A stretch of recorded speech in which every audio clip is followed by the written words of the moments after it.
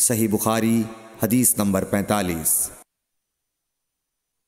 ایک یہودی نے حضرت عمر بن خطاب رضی اللہ تعالیٰ عنہ سے کہا کہ اے امیر المومنین، تمہاری کتاب قرآن میں ایک آیت ہے جسے تم پڑھتے ہو، اگر وہ ہم یہودیوں پر نازل ہوتی تو ہم اس کے نزول کے دن کو یوم عید بنا لیتے۔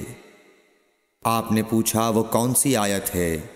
اس نے جواب دیا سورہ مائدہ کی یہ آیت کہ آج میں نے تمہارے دین کو مکمل کر دیا اور اپنی نعمت تم پر تمام کر دی اور تمہارے لیے دین اسلام پسند کیا۔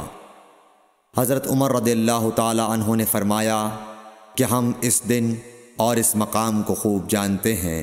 جب یہ آیت رسول اللہ صلی اللہ علیہ وسلم پر نازل ہوئی، اس وقت آپ صلی اللہ علیہ وسلم عرفات میں جمعے کے دن کھڑے ہوئے تھے۔